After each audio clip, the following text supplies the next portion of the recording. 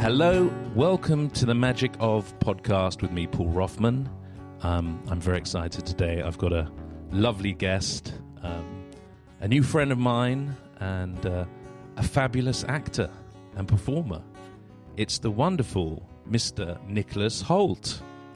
Hey, that was a very nice intro. Thank you very much. I'm going to give a little round of applause for your intro. Oh, thank you. Well, we're done.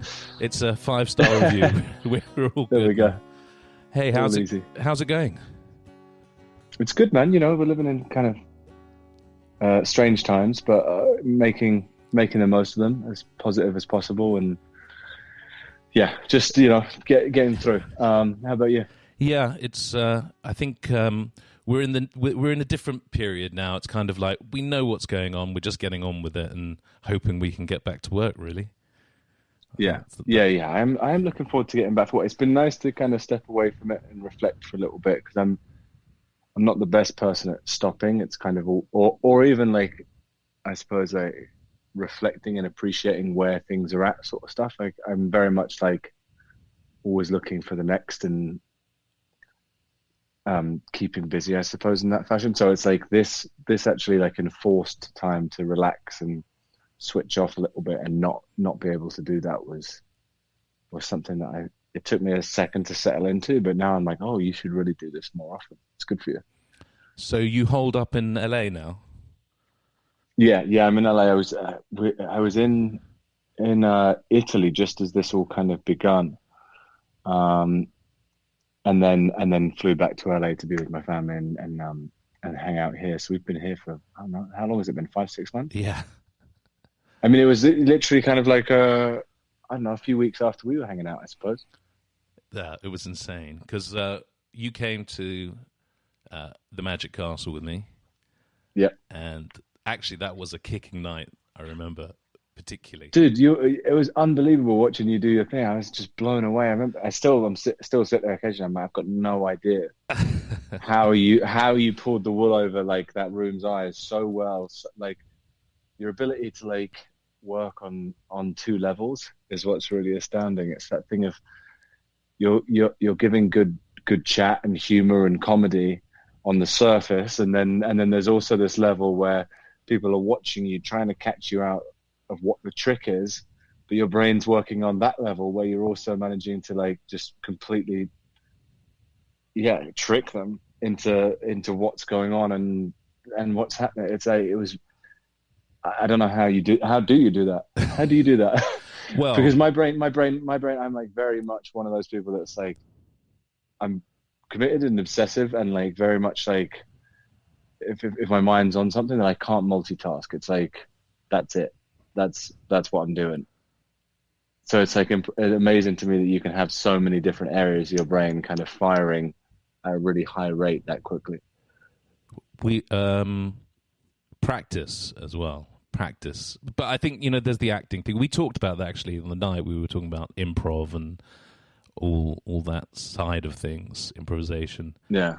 And actually, I've been watching a couple of your films. The other day. Really? Yeah. Oh, nice. And it's really interesting actually, because I'd seen a few, and I watched Warm Bodies. Which I loved. Warm Bodies. It's such a charming film. Yeah, it has got a lot of charm about it. That was one of the things that I think originally reading the script, I think a lot of people were kind of it's, I don't know, they were kind of put off by reading it, and I read it and I was like, oh, this is actually kind of, it's funny, but it's also slightly bizarre, and it's also a bit gory and off and wrong. And then Jonathan Levine, who directed it, I think he's got such a cool vibe as a director, and such a good sensibility about him as how to put things together, and his taste is really great. So when it was an odd audition, because I remember going in we met up for lunch or something, had a chat, and then he said something along the lines of he was like, oh, you seem like the actor that's not scared about doing this. And I was like, yeah, I'll give it my best shot. Let's see what happens. And we went and did an audition, but the audition was kind of me pretending to be a zombie, I suppose. So it was this bizarre thing where I'm grunting and groaning not really knowing what I'm doing. It's not like I practiced before I went. I was like, I'll just do it when I get there. And I remember at one point an ice cream truck went by, and like I'm not a big improviser, but at that time I kind of like stopped whatever the scene was we were doing and was like, did my zombie like ice cream, and that made him chuckle, and I guess that got me the job because it's a rom com, I guess. So it's got to be funny. Yeah, but intrinsically, it's a really kind of God. It's a film for our times, if anything. I was watching it going, oh my God, this is about pandemics and stuff. Pandemic, isolation, like opposing groups within it. It's very much in its format, Romeo and Juliet, you know. Yeah. Well, there's the you at the balcony, which was hysterical. Exactly. But it's cute. And there's a real transformation of character from being the zombie, and then he just becomes gradually more human, and it's just those little nuances that are, and you as the audience kind of like you're rooting for him. You're rooting for him to change and to get there, and it's a very cool. It's a fun character to play because of that transition. So then you're like kind of trying to map that, I guess, through the shooting.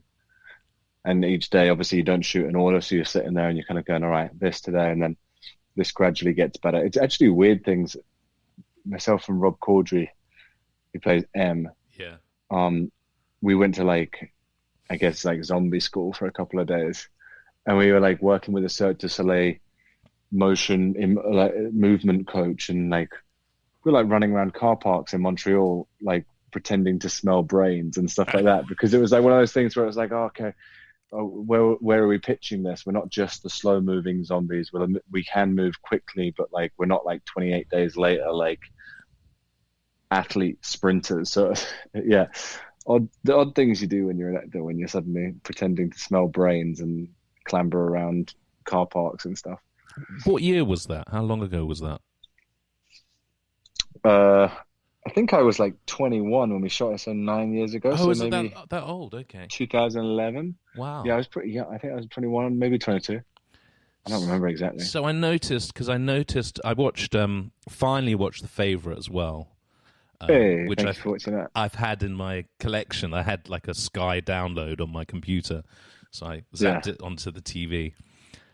And you're still using that Sky UK TV hookup, baby. huh? Oh yeah, yeah. I do that with the old BT Sport, because I can probably shouldn't say, but I VPN it around and then like can use my BT Sport when I can't find something on the telly here. Apparently, you can do that. Yeah, I do that. We all do that. Everybody does that. I mean, for God's sake, come on. We all want to, and the BT Sport coverage is so good, and you're paying for it anyway. It's not like you're not paying for it. I'm exactly. paying for it. Who do you support? I don't really follow football. Oh, you don't? What do you watch on BT Sport? No. What's your thing?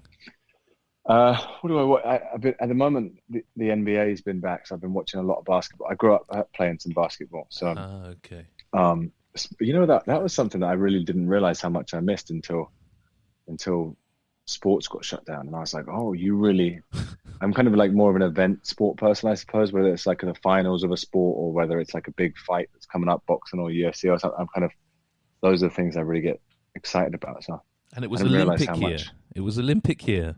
It was Olympic year, yeah. And suddenly during Olympic year, I get invested in like sports that I know nothing about and will not care about for 4 years time. You know what I mean? I'm watching curling, or I know it's Summer Olympics, but whatever random sport it is that I'm like, okay.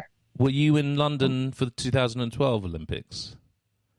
Did you get? I wasn't. We were shooting Mad Max then, I think. Wow, I think I was shooting Mad Max then. So I was in Namibia in Africa,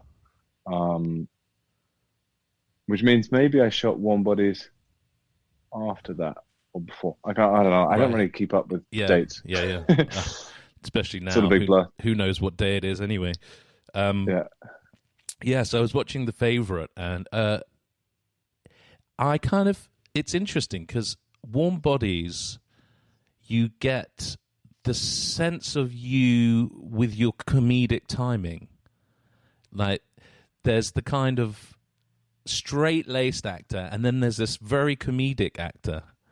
and you start seeing it in warm bodies. I'm laughing loads, and then in the favorite, actually, to be honest with you, I wanted to see more of your character than the others. It's a great That's character. true. It's such a funny character. Yeah, he's so brilliant, and he's kind of right as well. Yeah, he is. I mean, he's a politician, so he's playing the game, I guess, but was also terrible at playing the game and is always kind of on the back foot, but sometimes very aware of what's happening. I mean, that all comes down to obviously Yorgos as a director, and like the amazing cast that he put together for that, but also, I mean, Tony McNamara's writing is just like so good that as an actor, it's very easy to be funny when you're given very funny dialogue that you read, it makes you laugh when you read it. So you go, okay, I don't actually have to do much as an actor here. Yeah. To make this fun. There's nothing worse than like occasionally you'll get sent a script. I don't know if you've had this happen I've had this happen a couple of times where they're like, oh, but it has to be funny. They're really looking for the humor in it. And I'm like, well, that's the problem. They're looking for humor in something that isn't necessarily funny on the page. So it's like, how am I going to clown this up to be funny? It's like, it doesn't really work like that in my book. If it's funny on the page, then you can tread that fine line between not having to try and be funny and just being the character, but also then you can flip between the darkness and the more serious moments and the humor, and kind of, I think that's when people really, really like things, because they're getting both emotions. If something's just always constantly funny and trying to make you laugh, it kind of loses its touch after a little bit. Yeah, I think the funny comes out of a truth, and if we're laughing at truth, then it's easier. Then it's just not about stock lines or it's not, just the joke. And your character Harley, is it Harley? Yeah, Harley. Yeah, he was a real politician. I think some of his like lineage. He was an Oxford politician, I believe. I didn't learn too much about it, if I'm honest, because it wasn't something that Yorgos was like. There's something really lovely about his approach. He wasn't like, hey, let's make a historically accurate movie where we have to kind of all learn about our characters and try and do a representation of what we think they could have been. We can you're free to do anything you wanted with it. Which kind of happens in The Great as well.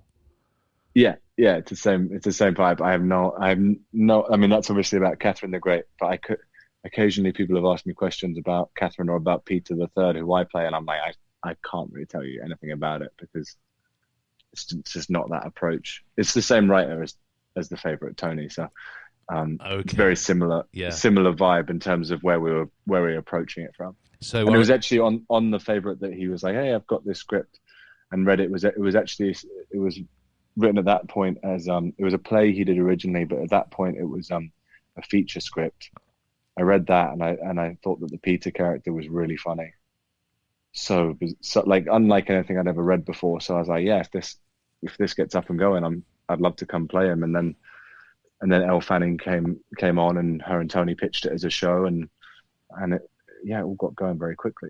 But again, just very funny writing. And it is, again, what you say, is that a character who's blunt and obnoxious and lacks empathy and horrible on many levels, but is also very truthful and honest and kid-like and bizarre and offbeat, that makes him kind of funny because he can't even see his own. He has no sense of his own shortcomings whatsoever. He's an amazing character.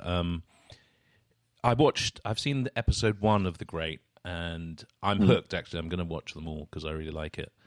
And I hear it's going to a second season. Is this true? Yeah. We're meant to maybe hopefully start in November. We'll see how things go. I just literally read on the news before we went on that the UK is now limiting groups of parties, gatherings to 6 people again, because the numbers are going up. And here in Cali, the numbers seem to have not really. They're going up again, but then we just don't know what's going on. Although that was always what people said, right? I mean, I don't want to suddenly go on to a chat about pandemics, and I'm not a doctor. I don't really know anything about any of this. But everyone kind of did say that there's going to be a second spike, right? A resurgence. So I guess that's what maybe is coming. Who knows? Yeah, I guess. I mean, when it first started, I remember specifically in America, a lot of the American people I knew were saying, "Oh, it'll be over in 2 weeks and maybe 3," and I'm like, "Mate, I wouldn't count on anything till September at the very least." But Yeah, and you know, you just look at history, the history of pandemics, the history of it's following it. yeah. But we're treating it. I feel quite positive that things are moving on, and there is, we can live with it and get better at dealing with it, and it will actually be cleaner. Hopefully, people stop being so filthy. Yeah. It's interesting because a couple of people that I know have said that they like wouldn't feel comfortable, like say in a bar or at a gig, or all the things that you kind of didn't really think about before, I guess, being in close proximity to people and that hygiene thing that you would just like, I don't know. I guess I wasn't much of a germaphobe before, and I don't think I'm going to become more of one through this. I think I'm kind of probably going to stay around the same level, but I know people who weren't before and have suddenly become very much the opposite, where they're like, all right, switching how life is. I think we have short memories as well, and when things change, we adapt, and we've adapted anyway. We already adapted. It's like, all right, I'll be a little bit more careful, wear a mask when we go out, all of those things. It may not do anything. Look how many Zooms we've had in the last oh yeah few months. I hadn't heard of Zoom. Now I'm like on it every day. Now you wish you had shares in it. Yeah. Going back to the one thing I want to ask about Warm Bodies is there's a couple of things actually I find interesting, because I know you've auditioned for it. You audition for stuff. I mean, it's not just handed on a plate to you. Yeah. You it's the real deal. You're a working actor. You have to get gritty. Yeah, I like it.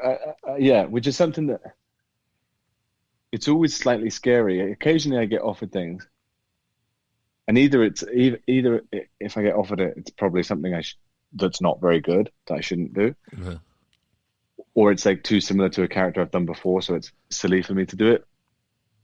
Or if it kind of gives me a weird headspace if someone offers it to me instantly, because I'm like, well, you don't know what I'm going to try and do with it.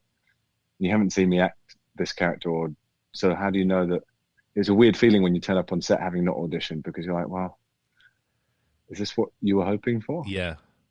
I could be terrible at this. You know what it's like. Each job, acting is different. You kind of turn up, you learn each time something different, and different role and crew and ways of approaching a character and how people work on set. It's like each time you go into something, you're like, all right, I have no idea what I'm doing. Are you someone who stays? Do you stay in character, or do you play around in between? No. You like to fart about? Yeah, I think I'm a fair fart about. It depends. I try to balance my messing about now, because I think I can go too far in the messing about in between, where it's like I become unfocused or like make other people up, and so I have to like, just I'm like, oh, you should probably just like try and gauge it, where like mess about when there's a good time to mess about, but then also like not stay in character, because I mean it'd be ridiculous if I was on set in East London pretending that I'm the Emperor of Russia. Like, do you know what I mean? People would they'd get bored of that very quickly. But I guess there's certain things that maybe you don't. I can see a slight blurring of the lines of like your sense of humor or the way you speak and stuff. It kind of sometimes, it's like anything. If you move to a different school or a different neighborhood or whatever it is, and you gradually start to talk or find interests or whatever it is, and kind of mix into that group, how humans do. If you're acting and pretending to be something for long enough each day and in that environment, whatever, it's easy to kind of slightly take bits of that on. Kind of goes both ways, I guess. I mean, you find the kind of chemical balance in your company, because I suppose every film is a company, and it's a team, and they're going to have a different vibe, I suppose. I mean, some are more playful, some are more serious, I guess. I mean, have you gone on set or gone into a company of actors or show where you've just gone, wow, this is super intense all the time? Or has it generally been quite... Super intense all the time. Uh, not not super intense all the time, but on Mad Max with Tom Hardy and Charlize Theron, that was intense a lot of the time, but partly because there was a bit of animosity between those two. But you know, also it's an intense environment to be working in. So it was like, and those guys, they're very playful and fun characters, but they're powerhouses at work. You know, they both have very different ways of approaching work, but they're like, there's a reason that they're two of the best actors alive, and that's because of their passion and dedication and like hard work and grit and all those things. So that can create an intense atmosphere at times, yeah. But also some of the best things I've seen and done are in that movie. So I'm kind of, that intensity is something to thrive upon, and like that environment, as I say, Namibia, the vehicles, all that sort of stuff is just things that add to it. And that kind of real effect, they did lots of real effects on that. It was all, it was yeah, that happening. was pretty much all in camera, I suppose. Yeah, not digital effects. Yeah, it's a wicked film. I saw that in the cinema, and it had a lot to live up to the whole Mad Max thing, and it was just like, you're totally bang on board. It's like, when's the next one? He's a genius. George Miller's an incredible mind. Yeah. Like, to just sit with a little bit and how he puts those stories together, but how he draws so much from history and the tiny details he goes into. It's like, I'd love to spend like a day within his brain somehow and figure out, when you're just around a brain that you're like, I can't imagine what it's like to live inside of that and to have that brain power whirring around, and that creativity and imagination all day must be amazing. Did you get to spend a lot of time with him, working with him? A fair bit. That shoot was 6 months, 7 months. Wow. So a fair bit. I mean, obviously he's spinning plates slightly on that. There's so much going on that.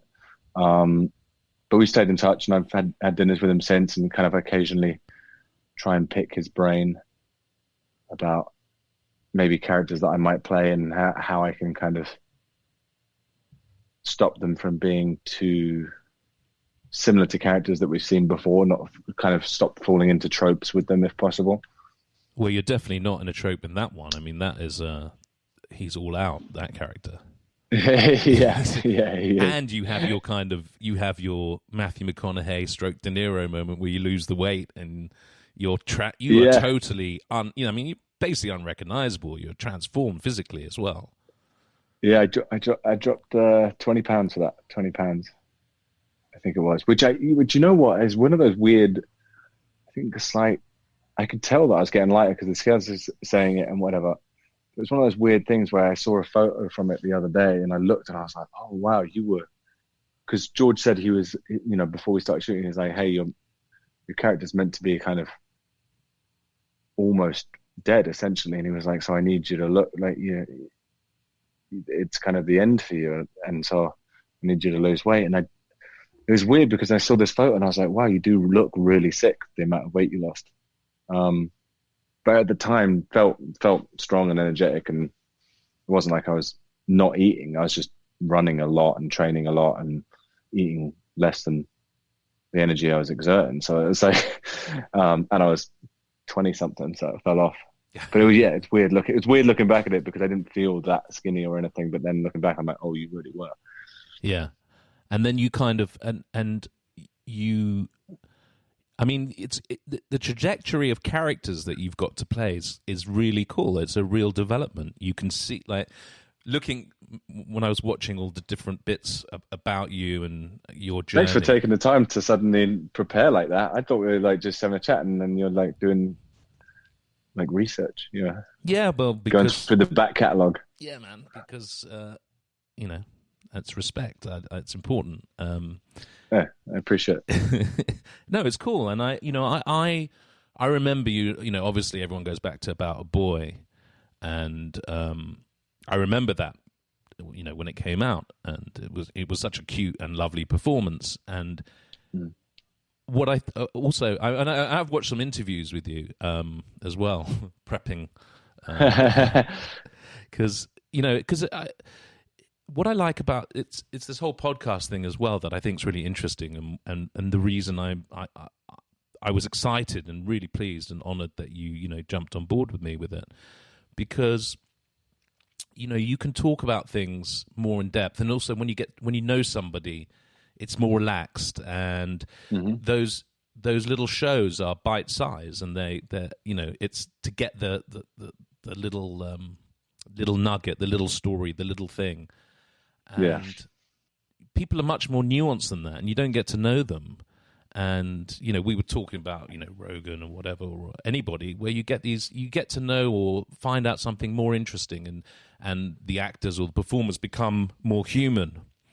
And also the interviewers have to be they have to say they love everything, I suppose. It's a weird one, isn't it? I mean, if you don't like something, it's difficult. How do you deal with that? It's weird.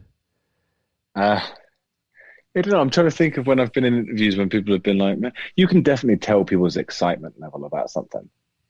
I think that's true. You can there's a certain genuine excitement that exudes off people if they really like something. And then you can tell kind of when you're doing that, particularly those junkets when people are coming in like every 5 minutes, you just say on the interview, and it's just like, let's get a quick soundbite. And it's like, all right, you can sense when it's very much you're their third interview of the day. They weren't that interested. They've got 3 more films they've got to watch that evening to do the same again the following day. You can kind of sense when they're like, wasn't a home run. Which is Do you enjoy going on those shows? On the chat shows? Well, on chat shows I find very nerve-wracking, because there's also a thing with chat shows where they kind of, I guess it's meant to appear to be like it's just a natural chat, but there's you have a pre-interview, and then they kind of tee you up with it's almost like doing a script in some ways, where they're like, all right, so the host is going to do this, we'll cut to a clip, then you can tell this story that you told us about, and then you can tell this bit, and then we'll segue into this, and then you kind of sit there and you go, oh, okay. So weirdly, I get nervous because I'll go out there and then I'll hear them say whatever their cue is. They'll be like, but doesn't this happen sometimes? And I'll be like, oh, there was something I was meant to say about that. And it's weird because I don't know. It's kind of becomes a contrived funny, and I guess in a way where you're like, oh, the producer found this kind of a funny anecdote, so now I've got to tell it in front of the audience and see if everyone finds it funny. So I'm not most comfortable. Anybody is most comfortable on a talk show, that's kind of a weird, I don't know, headspace. Do you remember that Graham Norton? I think when he had Bill Murray, and there was a English actor who was in Downton Abbey. They're all pissed. They're all getting absolutely hammered, and it just goes. It goes. Really? Yeah. Because I saw. That's what I like about Norton. Norton's got a really good setup because it's everyone out there at the same time. Yeah. It kind of stops all the other talk shows where you have to go on and it's like, here we go, and here's my bit. The fact that everyone's out there, and he normally has a comedian on there, and he's very funny, and then he has the comedian as well. So it's kind of like you can just let them be funny. Yeah. And then you can just sit there and occasionally chime in with something, or it takes a lot of pressure off that setup. It's a really smart way of doing it. And he's great. I mean, I love him. He's sort of such a great he's very sharp and he's funny. And that whole show is relaxed, I guess. There was an early one with you on Jonathan Ross with Sylvester Stallone. Oh yeah, I got him to sign my Rambo DVD. Now I still got that. That was cool, man, because I watched that and I thought you actually handled Jonathan Ross really well, because there was a time, I grew up with The Last Resort with Jonathan Ross, which was Channel 4, right. And it was the best. He was edgy, and then he's kind of become slightly annoying dad on the show, right. And it got too much about him, I think, sometimes. And but you're on it, and you're quite young, and you were very funny on it. Actually, you came back with yeah, things. that was maybe around Skin's time. Yeah, perhaps. that's right. Yeah, I don't really remember it. I remember meeting Sylvester Stallone and him saying something like backstage about like seeing Hollywood Kid. And I was like, whoa, he thinks I'm gonna go to Hollywood. Cool. But there was no. I see what you mean. Jonathan's always been very nice to me. And had me on the show and like never like made me feel uncomfortable. But yeah, I can see how people could be. Yeah, I mean, he just everyone changed. Like Annie got in trouble back in the BBC days with the Russell Brand thing, and it kind of I forgot about that. Changed the edginess, I suppose. I don't know. Yeah, well, there's a difference between being edgy, but then also, you want people to go on the show, I think, right? And enjoy it and be comfortable themselves so that they're having a good time. Yeah, no, absolutely.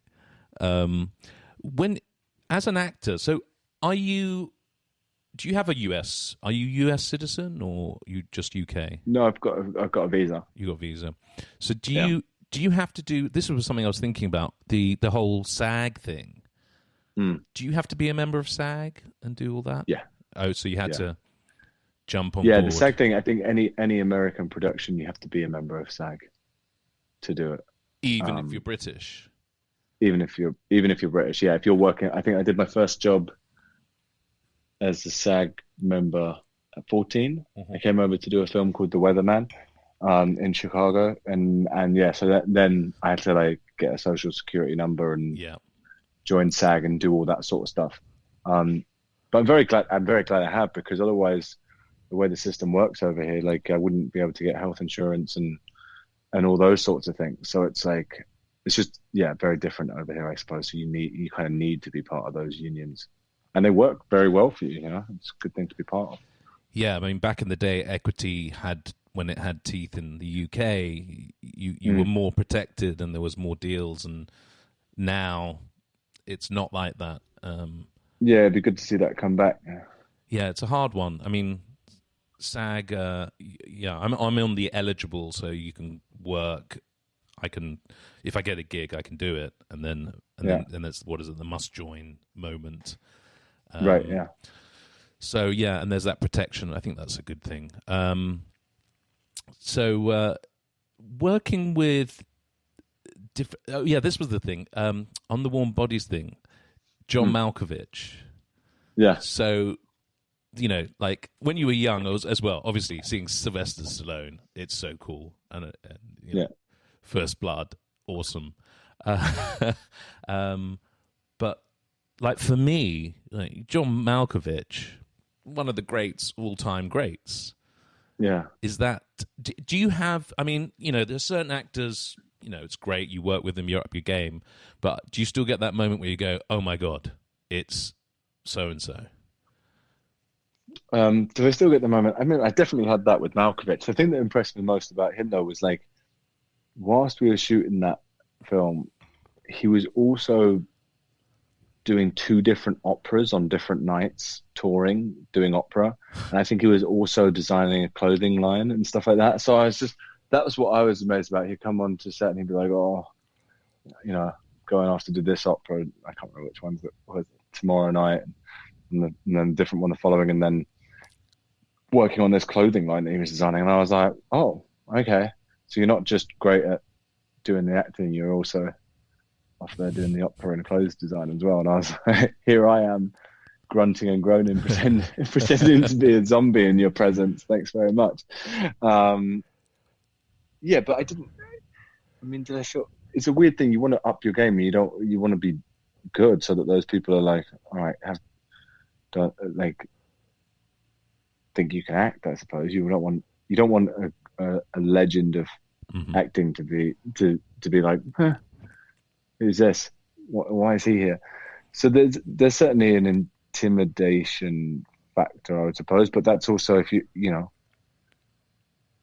just go out there and, as you say, it's kind of it is a little bit of a game in terms of you always go to the level of the people you're with. It's a bit of a team sport where it's like if you're doing a scene with a great actor, then you can just you bounce off each other. And equally, if things aren't working, you have to kind of look at what you're doing as well before you go, oh, this person is not delivering, because maybe there's something that you're not doing that suddenly changes things for them. Is there anybody that I've been really starstruck by? I don't. You know what? Samuel L. Jackson was one that I was like, this is pretty cool. And I think there was a scene at one point where he called me a motherfucker. Excuse my language if I'm not allowed to say that, but you can say said anything that on this.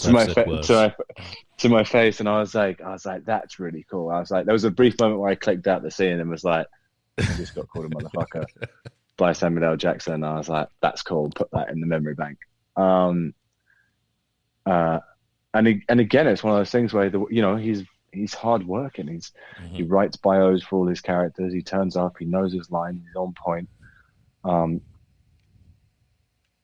it's like you just got to perform at that level. You got to be ready. You can't not be delivering at that point. How do you find line learning and that side of things? I find it. I think it's a muscle that I've kind of can get very good at using. I haven't obviously done it for 6 months at the moment, so the idea of trying to remember any lines at the moment, but you kind of just get into a rhythm with it, and it depends to me if the writing is good and if it makes sense inside my head, if I can figure a way around it. Not gonna lie, by the end of shooting The Great, that's very dialogue heavy, and the dialogue has to be very specific. So you have to know it really well. You have to deliver the pace and the rhythm of it. You have to know it really well. So it's like that by the end of like 6 months shooting it, when you're trying to learn that amount of dialogue each day, and you get really tired by the end of a shoot, that distance, just because of the amount of time you're on set each day and not getting enough sleep and all those sorts of things, and the energy that you're exerting. So by the end of that, I was really struggling to remember lines. I'd go in each day, and I knew that they weren't as clear in my brain as they should be, which is then also the worst thing, because you start panicking about it. Right? So you're like, oh, here we go. But normally I'm pretty good. With it. How do you find it? How do you do it? That's, I guess, a question that I get asked a lot. How do you learn lines? It's really, the thing I've noticed is good writing goes in easier, for sure, because the thoughts make sense. Yeah. So your response is a thought, and you go, they say, would you like a cup of tea? And you go, yes, I'd love a cup of tea. It makes complete sense. The character would say that. So you're like, I didn't even have to learn it. It just went in. And then there's sometimes you're just, it's definitely muscular. The more you do, the better you get at it. But sometimes I'm staring at scripts and I'm going over it and over it for days, and it's just not there, and it's like ridiculous. And then I did a short film not long ago, The Magic Show, and that, it kind of just came, I don't know, actually there were things in the script that weren't quite right, and then when I discussed them with the director, it made it fine. It was like, just a word here, or like, could that word be this instead? I've seen it. You're really good in it. So wait, so when you would go to the director and say this line isn't working, and you could change the line, then you were like, then it clicked and was easy. Yeah. And it was, it wasn't. I wasn't trying to be, diva-ish or anything. But that film came from an improvisation that I did at Groundlings, and then it was written into a film, and it was there was lots of nuance because it was Americans writing for my voice as an English character, and so that can go off a lot. Either way, Brits or Europeans writing for Americans, or the other way around, it kind of quickly reading it, you can be like, that the voice is different, it sounds false. And I that's interesting as well. I mean, you do a lot of American characters, you do British characters. They're great. There's a real they fit. Boom. There's no. Do you work with accent coaches at all? Yeah, you do. Yeah, I do. Yeah, I work with a guy called Jess Platt, mainly, who I met whilst we were doing the Weatherman, and then I've kind of continued to work with him. He was working with Michael Caine on that, and then was helping me with my accent. And then he also worked with Hugh Jackman throughout the X-Men movies, so he was helping me through those as well. And we've done a lot together, and it's interesting because it's like the accent. Hopefully you want to get to a spot where you're not thinking about it. It's like the main aim, and that's the thing about having Jess on set is he'll come up and say if you're slipping in a scene, he'll be like, "This is this word. Think about that. Do that." But also protect you as well, because sometimes if people know that you're British doing American accent, people they want to catch it. Yeah, they want to be like, "Oh, that doesn't sound right." This, and if someone's like, "This is sounding wrong," like if it's a director or whoever it might be on set, and Jess will be like, "Well, no, that's right. That's says it should be. You're imagining that you're hearing that. It's fine. Don't worry about it." I mean, you're well known now, but have there been times where you've gone in with them, like for the audition in American or a different accent? Yeah. I'll keep the American accent on for auditions, because that's something that I find tricky. I do flipping back and forth. I find that slightly tricky. So I tend to, if I'm doing an American role, try and stay in it for the day, which is then tricky because it's easy to learn lines in an accent and it's more difficult to improvise in an accent. So it's like I try and stay in it, and I have little kind of sayings, I guess, depending on what the accent is and who the character is. There'll be something that has a few sounds in it. It'll be a little saying that I go, okay, that's my kind of thing to get into this accent that I'll repeat in the morning or before takes and stuff, just to kind of keep it going. Because otherwise my brain hearing it switch back and forth makes me feel like weird. But other people are like, they could just click it on and off really easy. It's a bit like a song. I mean, I've always found it like once you know the song, it kind of it gets in there. I remember in drama school days there was a group, I think they did lots of Scottish accents in this play, and I couldn't do any regional accents. I was terrible. Yeah. Are we about to start doing accents? No. Are we about to attempt Scottish accents? Yeah, go on, do your best, Glaswegian. I really can't. I'll offend everybody if I start trying to do those. Me too. I mean, totally that. But there was like, I remember talking to one of the actors, and there was a tune. There was like a line or something that had the beats and the nuances of the accent. And then when you said that, and also because I'd watched the play, it was like suddenly I could do this accent. It was really weird, and it came from nowhere. But I can't do it now. But it was just in that moment, or for a while. It's like it's like putting I don't know, a DVD in the player, and it just plugs into your brain. Like, oh, okay, that's what that is. Yeah. Well, I find that's the kind of thing with accents, but with characters as well. There's suddenly this thing that clicks, and you go, "Oh, that's it." And whether it's and it can start from anywhere. It can be and you don't always even completely understand what it is, but it can be a physical thing or a speech thing, or just like an affectation that they have, or it can be just something, or just a mindset, a thing where you go, "Oh, that's this character," and that's what you tap into, and suddenly everything else falls into place. Everything else that you're changing to do it then makes sense and just falls into place because you've changed this one thing. Does that make sense? Yeah, for sure. Because you've got this one idea in your head, I suppose. Yeah. I don't know. Maybe. No, it's weird because you can go into it in so many different levels. Because then, I was reading this book a little while ago about neuron pathways and like how you can create new pathways within your brain all the time. So then, if you imagine something that you've never imagined before, like even putting two things in the same, two opposing very different things, whatever it might be, like a cartoon character that you know, and then imagine them sitting on the moon or riding a broomstick or whatever it is. And then you go, okay, I've never imagined that before, but then you've created that pathway in your brain. And then if you think of it again, maybe the following day or something, there'll maybe be more detail to what your that cartoon that you're painting in your head is, and then you go, okay, there's more detail, and then maybe there's something else going on that you hadn't noticed the first time, and so suddenly you're creating this whole new area of your brain, I suppose. And I sometimes I think about that with characters where I'm like, okay, so if you can create a couple of pathways and then some new things spring off that, and then suddenly before you know it, you've got this whole different area of your brain that's kind of operating to do that character, maybe. Yeah, no, for sure. I don't know if it works. I don't know if it makes sense. It definitely does. I was listening to...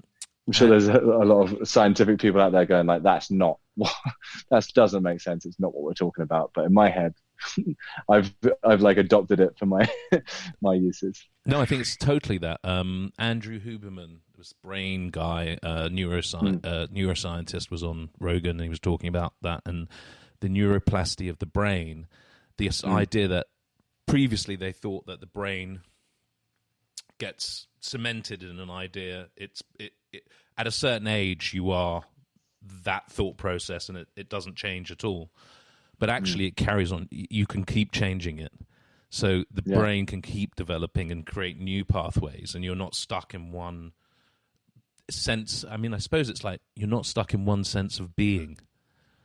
The person that you know, it's kind of like, you know, you're 30-something now? 30. 30. Something. 30-something. Come on. All right. But you're in that's another version of you. So, like, if you met 20-year-old version of you and 15-year-old version of you. I bet I couldn't stand 20-year-old me or 15-year-old me, probably. I'd be like, oh, please. What do you think they think of you? I mean, I think that you develop, you change, you become a version of yourself. Yeah.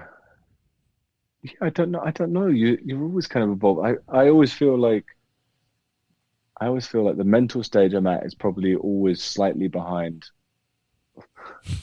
life. Does that make sense? Mm-hmm. When I say 30, I'm like, all right, I'm probably just at probably mental age around 25. Like, do you know what I mean? I'm gradually always catching up with my physical age, I suppose. And then it's always like I look back and with hindsight, and I'm like, oh, if you were put in that situation now, you're much better equipped. Yeah. To handle it. I guess that's just a learning process thing, though, isn't it? The first time anything happens, whatever it is, or the first time you're experiencing something, you're taking in so much, and you've got so much of an emotional reaction on whatever else it is that it's very difficult to view it for what it is and then be able to kind of take it in and process it correctly, I suppose. I always see myself as the 15-year-old. I mean, it's like sometimes I'm walking around and it's like that 15-year-old boy is still in my brain, and I'm looking at things like I'm 15. Yeah. I think that's a good thing, to keep that youthful mind and energy and all that. I remember my mum saying something once. She was like, it's very strange because you feel like you're still the same person, and then occasionally you'll look in the mirror and be like, oh, that doesn't link up with how I feel. Mm-hmm. I suppose I'm very similar to her, I suppose, in those things where, I feel like a big kid still. And then occasionally I'm like, oh no, you're a 30-year-old man now. But it's a sense of play. We've talked about this before, but the word play is such an important word, especially for what you do. The same in acting, magic, music. I think that so in life, I think it's good to play. Yeah. But play is Can't a take serious it too business. Seriously all the time. It's a serious business as well. There's this weird dichotomy about. Yeah, but I think that's when it becomes really difficult. I don't know. The thing for me is like if I'm having fun and I'm playing, then I think I'm doing a better job. Yeah.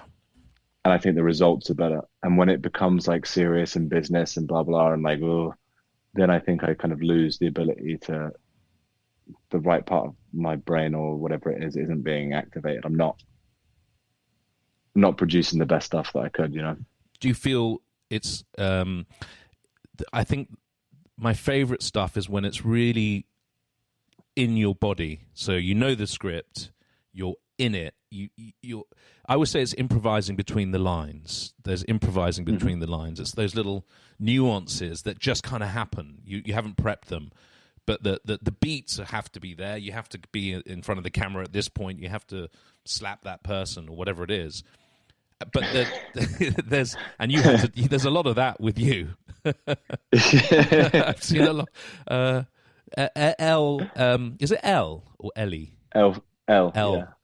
She's great in The Great. Elle Fanning's, yeah, she's amazing. Because I worked with Elle when she was 14, and we did a film together. And I knew then watching her, I was like, "You're a great actress." But seeing her now, I think she's now 21. Seeing her now as an adult, 21.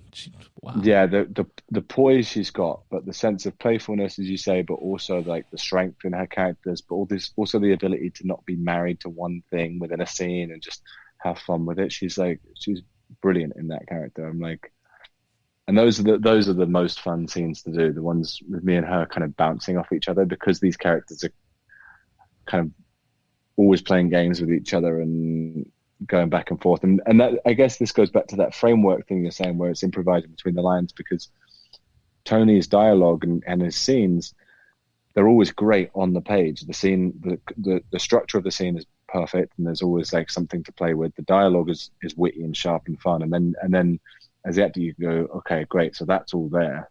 I don't have to stress about that. I can fill in the blanks a little bit.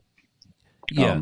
And if that's, and that happens, very, when you're confident in what's on the page, then it becomes very easy to kind of lose yourself and have fun with it in terms of the moment, because you're not stretching, suddenly being like, all right, I have to do this and I have to try and make this work, or whatever else it might be.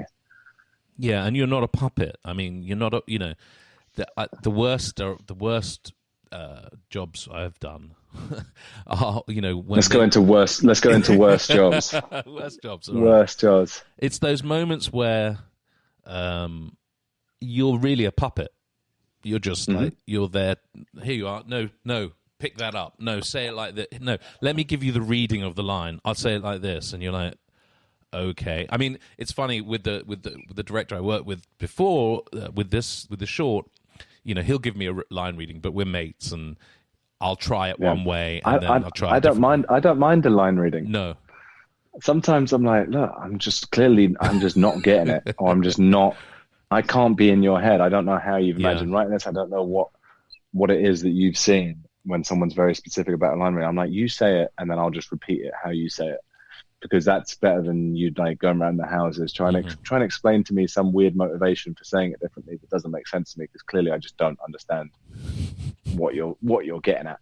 So I don't mind that. I know a lot of people get very offended by line reading, but I'm like, look, eventually, if it's going to let everyone go to lunch, they've been watching me butcher this scene for 20 minutes. No, just like give me the line reading so everyone can go and relax and forget about this. Do you give multiple versions of things? Do you try it a few ways, or does it depend on the show? I try to. I suppose I mean, it always depends on the director you're working with, but it does come back to, like, in my mind, I'm like, if I can at least give like 2-3 different versions, then when they're in the edit, they can go, oh, have we got one that's a bit more this or less that? And then they can kind of hopefully patchwork quilt a good performance out of it. Yeah, and they discover things that maybe they didn't see in the time, or I think it's a great skill to do. Like, there's a friend of mine who's a screenwriter, and he was very, like, if he directs, he's very much, I wrote it like this, do it like this. These are my commas, these are my full stops. And I was saying, but, yeah, to a degree, but but eventually he said, no, you can do it the way I want it, and then do a couple of freebies, for you, for the actor, or for the team. I don't know, it's quite a hard thing to do, I reckon. The freebies? Just kind of being totally stuck in one idea. They just say, no, I want it like this, it's got to be like this. I mean, right, there's a lot of those very super visionary directors, I suppose, who their image is everything. Their artistic vision is like sacrosanct, I suppose. I don't know, have you experienced that? You know what, I haven't experienced too many people who are I've experienced directors who really know what they want and they're very quick to move on. They'll do one or two takes and they'll be like, "Yeah, we got it. That's good." And as an actor, you're kind of like, "Whoa, hang on a minute. I feel like I'm just warming up. I feel like I've got a lot more to do and to figure out." But I think the most important thing that any directors have said to me, they've always been like that. I do my directing in the casting. Is pretty much always what they say. You know, they're like, if I cast the right person, then like that's the battle won for me. In many ways, it's like then I can like occasionally give them some tips and sculpt things here and there. But overall, it's like you've got the right person, and you don't have to worry about it, I suppose.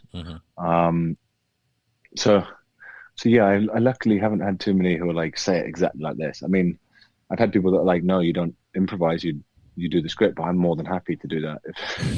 I'm more happy doing that than someone being like, hey, just improvise a scene. I'm like, well, what's the scene? What am I doing? Well, I've got to try and come up with interesting dialogue. Yeah.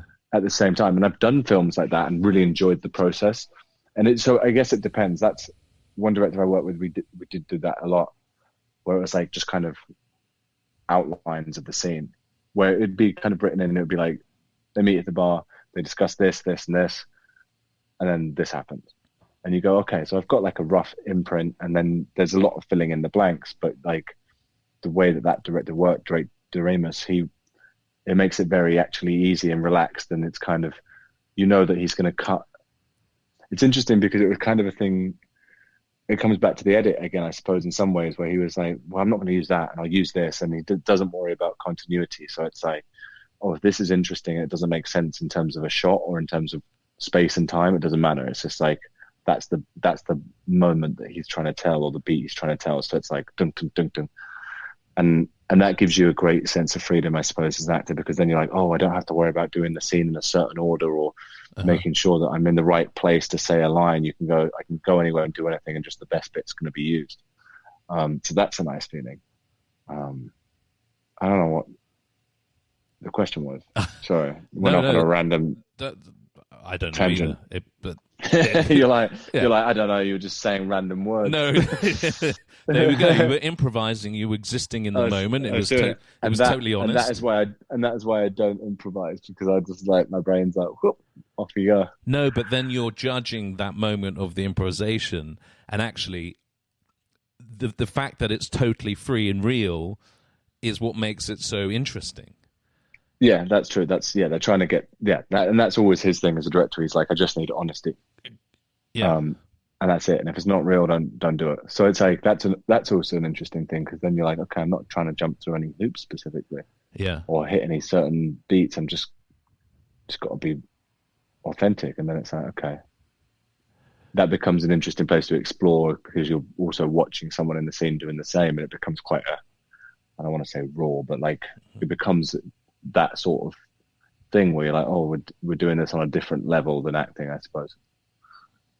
Yeah, when we went to the castle just after then, you hadn't Magic Castle. What a spot! That was amazing. I'm still like blown away. I can still go through some of the tricks you're doing in my mind. I'm like, your hands, like, what is going on? It's so fast, and I'm sitting there, and I'm like, really like trying to figure it out. I'm one of those people when I watch magic. I'm like, I'd like to just get a sense of how it's done. Yeah. And I still have just no clue on any of them.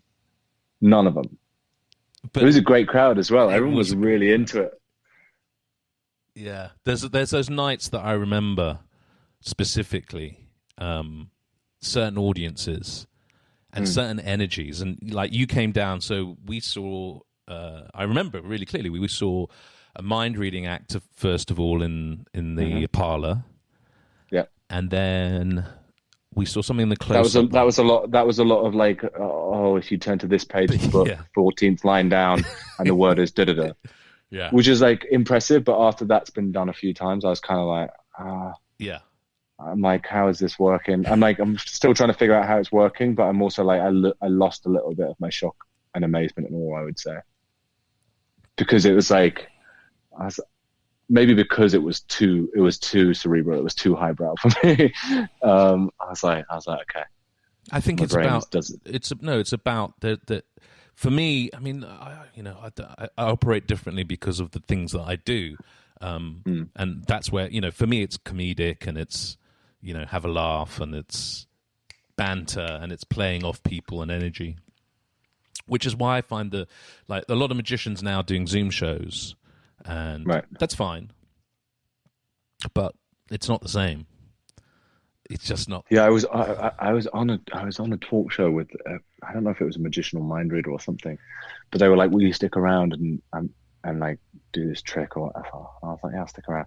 And it was clear that it wasn't working on me, and I wasn't the right vibe because they showed a couple of cards and then I picked a card through Zoom, and they were like, "Turn it over," and I was like, "Oh, that was the same card as that one." And it was clear that I realized afterwards. I was like, "Oh, that was the big thing. I was meant to be more in shock and awe and amazement of that." But actually, it kind of, through this medium or whatever it is, there's something where it didn't translate in my brain. Maybe it would have if you given me a few more seconds to sink in, and there hadn't been like a internet sending data delay. But I was sitting there, I was like, oh, and I felt bad. I was like, oh, I should have given a bigger reaction probably to that. I was like, that wasn't the reaction they wanted. Yeah, but that's your perception of you in it. And actually, I know that trick that he did, and loads of magicians start doing it after that because it translates in that essence. The thing is, the best magic happens in your hand, or it happens. Yeah. It's just that it's. For me, it's about. Wasn't there a trick where you had someone's wedding ring or something, or it was a thing inside a wallet? I remember that. Right. And I was like, well, how did that get there? Like, those are the things that you're really you just say it doesn't make sense. And you're writing the names on the cards and all those things, and you're sitting there, you're like, I just don't see how there could be a duplicate of that, or how that could have got there without me realizing. Mm-hmm. That's the magic where I'm like, I just don't know.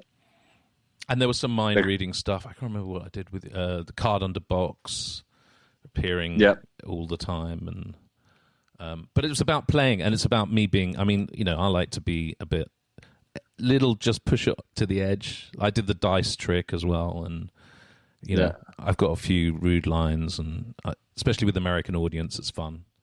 To throw in a few things. They were responding great to that. Once they realized what the zone they were in. I think everyone's like, when you first kind of go off the comfort zone of what they're expecting. Yeah. You can sense everyone's a bit like, oh, and then once they know the ride they're in for, they're like, oh great, okay, we're in. It's gonna be fun. Yeah. It's but again, for me it's about performance, it's about presentation, it's about comedy, it's about all of those little skills that you kind of learn along the way and developing. Is Elle American? She's American, isn't she? Yeah, she's she is. Yeah, but American, she's doing British. It's in the show, and she's someone that does flip back and forth. She will speak in an American accent in between takes and then go into her English accent, which is amazing to me.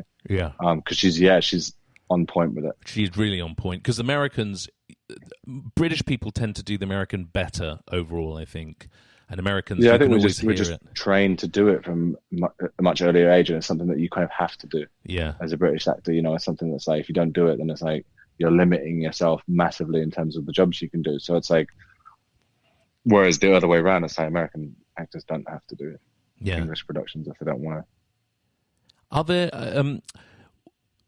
What about plays? What about theatre? I mean, you have you done any? Are you doing any? I've done plays. The last time I did theatre though was when I was 19. A play called New Boy at Trafalgar Studios, which I love doing. And I love going to the theatre. When you go to the theatre and see a play and it completely transports you, and you watch someone perform live, it's amazing, the energy. I was meant to do a play 2 years ago, and then some dates moved around with this job that I was already signed on to do, contracted to, so I couldn't do the play.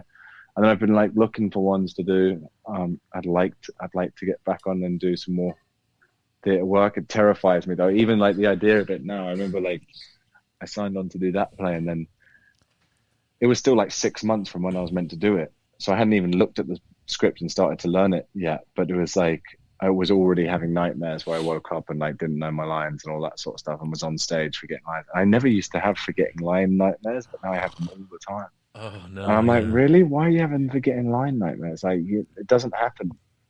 You really very rarely forget lines, but somehow it's got in your subconscious where you're like thinking about it in your sleep all the time. I could see you doing some Shakespeare, actually. Yeah, I'd like to at some point. I did Shakespeare at school. Right. I did Much Ado About Nothing. I played, is it Claudio? Claudio? How do you say that? Yeah, Butchering yes. a bit of Shakespeare there. I remember one night there was like a fountain in the middle of the stage, at our school kind of stage thing, and it was like leaking a little bit, but there was a bit where I was meant to sit down on like the seat around the fountain, and like just being a dumb kid, I suppose, rather than just like not sitting down, I'm like, well, this is the bit where I sit down. So I sat down and was sitting, carrying on with the scene, but could feel the water like seeping into my trousers. I remember, I don't know, I heard back that like I carried on doing it, whatever. And then I heard one of the teachers apparently reviewed my performance as almost as being as wet as my trousers. And apparently they said it in like, I can't remember if it was a maths teacher or like an English teacher, but it got back to me that in her class she had been like, oh well, Nicholas's performance was also almost as wet as his trousers, and I was like, at the time I was like not offended that much, but now looking back in hindsight, I'm like, wow, all right, calm down. Yeah, in school saying that to your pupils about another student. Yeah, and then I mean, it probably confidence. was. I'm sure the assessment wasn't wrong, but at the same time, I'm like, all right. Where are they now? Where are they now? I literally couldn't tell you the teacher's name. So I'm sure they're good. I would never wish anything bad upon them. No, of course not. It's interesting that the difference between working in theatre and working in film. How do you find it? I mean, how do you find the experience? Do you like that repetition, that ability to keep doing it? Not really, to be honest with you. That's something that I struggle with a little bit. I'm kind of, because the last play I did, I loved doing it, and it was so fun having like being able to hear an audience laugh in real time, and like, but yeah, I do struggle with the repetition a little bit. I think my brain, the way it works, I don't know, there's something, and you know, so many great actors who go on stage are like, oh, you find something new each night, or you do this, and they do. For me, I'm kind of like, oh, I don't know if I always do find something new, and then I kind of get a bit bored, my brain drifts, and I'm like, maybe it's like a weird distracted thing where I can't quite keep my head in the right spot for it. So yeah, I do find that a little bit tricky with theatre.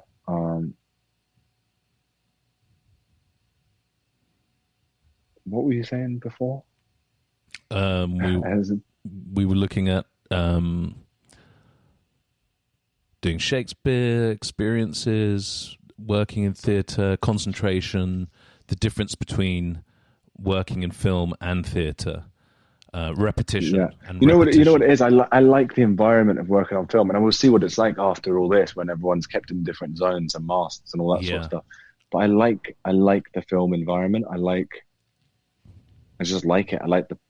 I mean, sometimes the pace can be slow, but I enjoy like having a chat here and then going here and then action cut, switching angles, trying this, what's this. I enjoy the whole process of it, and then seeing what the edit is. And I think with it, I mean, it's just, that's something that I found. I was like, it was interesting that how it shapes your day, that kind of, you have one show at 7 o'clock in the evening, or maybe two shows in the day. Yeah. But then you have like a free time between that, and you're staying up later and sleeping and all those sorts of things. It was just a very different routine. I think I prefer the routine of film over theatre, or I did then. Maybe now I'm a bit older. If I did theatre again, I'd be like, this is great. I work 3 hours a day.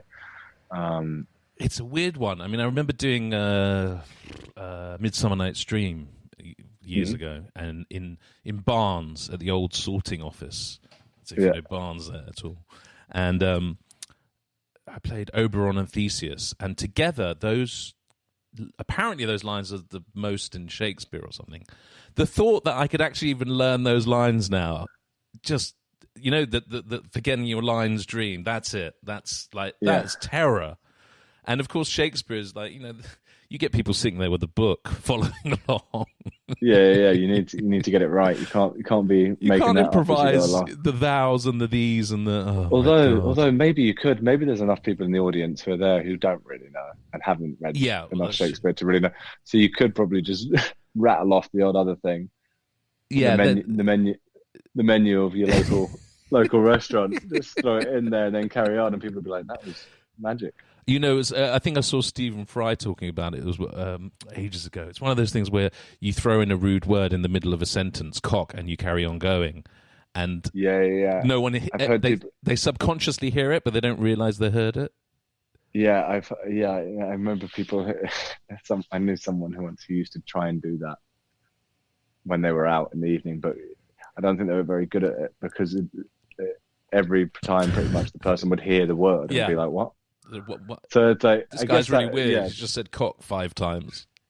Yeah, but I guess that's that kind of almost Darren Brown-esque thing where suddenly he plays you back a video of what he was doing earlier, and you realise that there was he told you to turn to page 14 in the newspaper, and you just didn't even notice that he said it. And you're like, well, how did I miss that? Yeah, but there's the perfect example of kind of what we were talking about, Darren Brown, because Darren, it's not about the trick. It's never about the trick.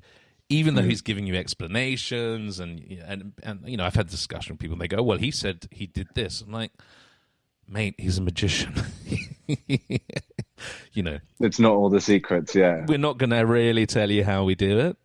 But he creates this wonderful ambience, and I used to go and see his show twice, his live shows. Did you ever see his live shows? I did. He was very kind and invited me and a friend to his show in Oxford once. And my friend was there was a moment where they sent out balloons into the audience, and it was one landed near my feet, and I was like, there's no way I'm going on stage. And I as the timer was about to run out, I threw it and it landed in her lap, and then they were like, everyone stand up with a balloon. We were pushing it back and forth with each other, and eventually she stood up and got selected to go on stage. And it was this whole thing where they were blindfolded sorting blocks that had numbers on, and then eventually it made a number, and the number he was trying to guess the number, and eventually he had it the number that was randomly made up through 50 balloons went into the audience, 3 people went up, and then 3 people sorted through these blocks randomly and then came up with a 4 or 5 digit number. And the number, he had the right order of the number that they had come up with on a huge banner that he unrolled after he'd climbed up the side of the stage. It was unbelievable. I was sitting there, I was like, well, again, no idea how that's happened whatsoever, but very impressive. And even more so knowing that someone there, because it's easy, I guess, in those circumstances to be like, well, that was a plant, or that was this, or whatever it might be. But I was like, well, I know that person wasn't a plant. I know they weren't up there trying to shimmy that around somehow for him. It's so funny. I was once called, I saw his show. I've seen all his stage shows, I think, except for the first one. And so I used to go twice, once to go be the layman and once to be the magician, so that I could just relax, enjoy it, and then the next time think about, how did he do that? What's the structure of that? How does that work? Yeah. But he's such a good performer. He's so interesting that you end up sitting there just kind of being drawn into what he's talking about. And for me, it's a great lesson in performance as an actor, as in theatre, in anything, that he can do a trick where he borrows a coin and puts it in either hand, and the person's on stage betting is it in the left or right hand, and that can entertain 10,000 people or 5,000 people, however many people are in the theatre. This bit of 10 minutes, which is it in my left hand, is it in my right hand? That's it. Yeah. It's not the trick. It's not the trick. It's what he's building around it. Yeah, that's very true. I never thought of it like that. You're seeing it from a very different angle, but you do get completely caught up in it. it's that's where I think, and then, that's kind of my idea with these talks as well, is that how interchangeable are these mediums? Because you can learn a trick, right? You could go and buy a trick, and you could learn how to do a trick technically, and people go, "Oh, that's really good. You made the coin vanish. That's great." Or you can have a structure within it where they're just drawn in. Most people don't really remember, even the way you described it. You described your experiences as feelings, pretty much. You kind of how you felt about that, how you were moved, what you recognized in that. And I think this is, for me, that's the same as acting. I think, it's like I watch you in a part that's so different from you as the person. And like in The Great, he's such an asshole, that guy. He's so like, but he's also kind of attractive. There's something that, like, you from the first episode, I want to think that she's going to change him a bit, or he's going to have to recognize something about himself because nobody's told him. There's a great, I love that moment where, what is it? He laughs at her, and she doesn't laugh, and then he turns around to all his crew, and he goes, he tells the joke again. He goes, I can't remember what you said. Do you remember that? What I'm talking about?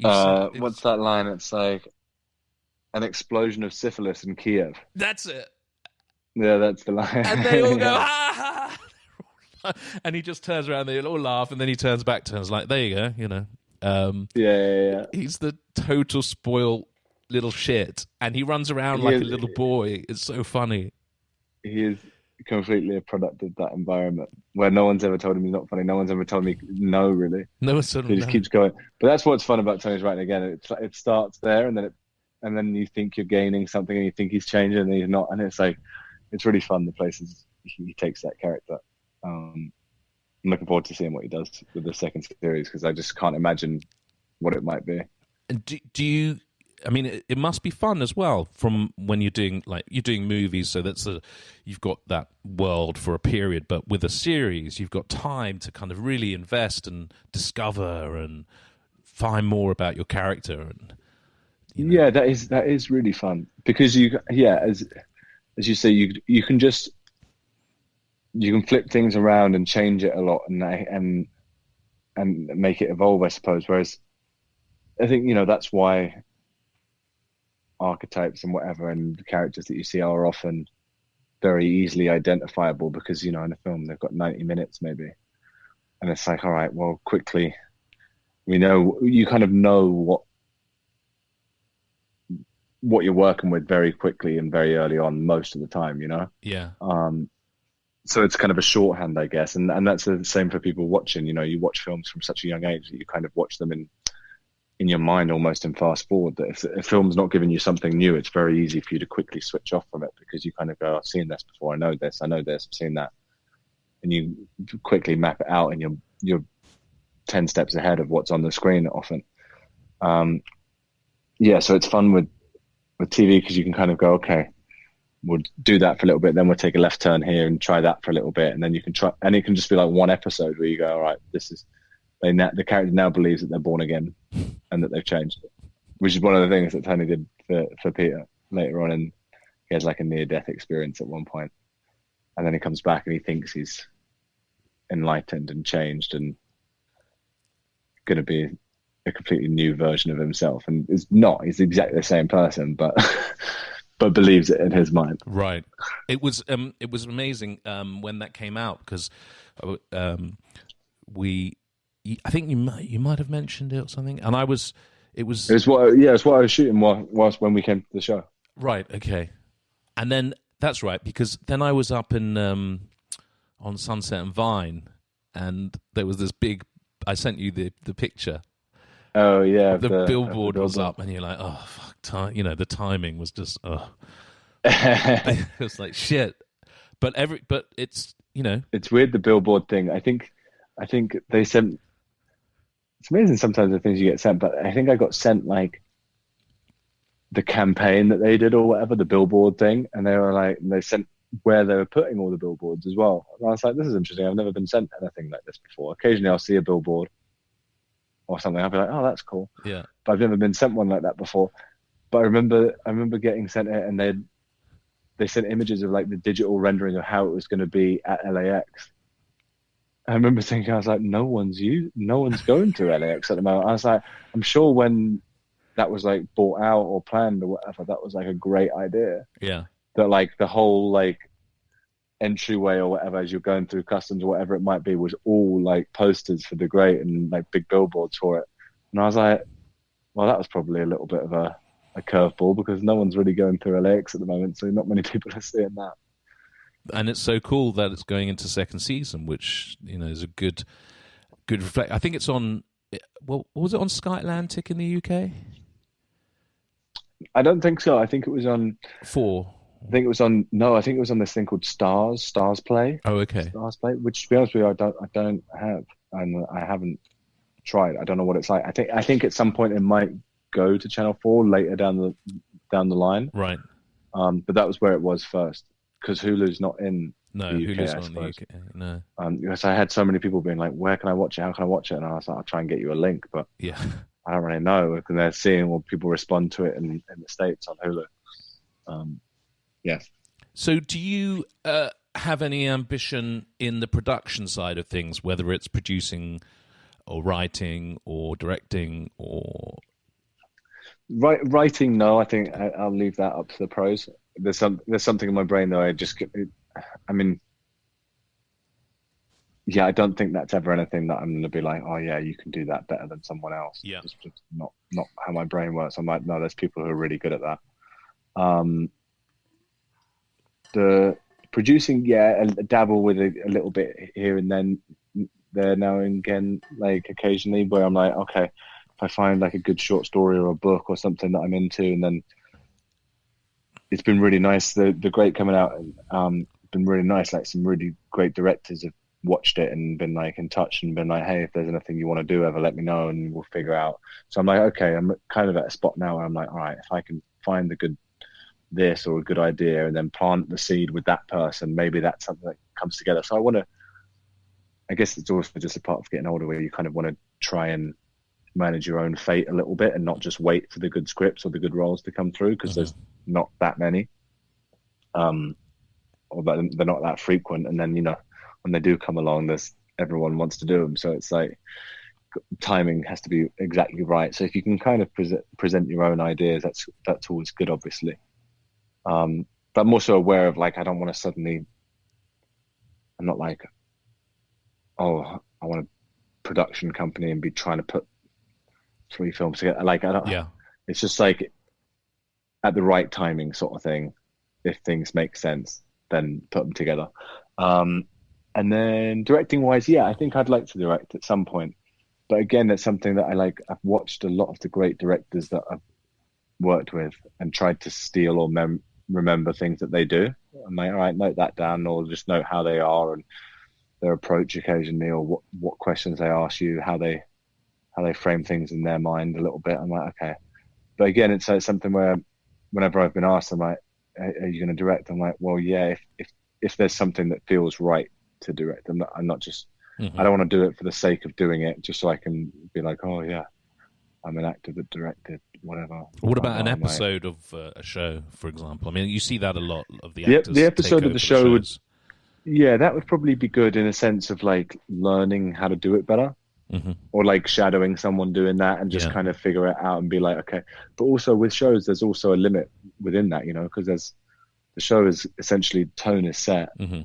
And there's a showrunner and everything else. So it's one of those where like you're then not using the part of being a director, which I don't know. The things that I'd love about directing, I suppose, is like working with actors. I like seeing how people's mind works and how they put stuff together like that.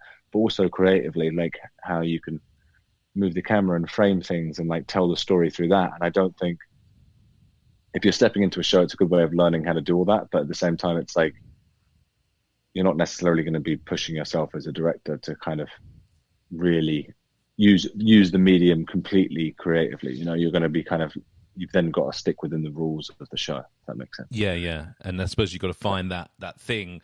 Maybe it hasn't happened yet. Maybe there's that moment where you get some idea hits and you just go, oh, you know what?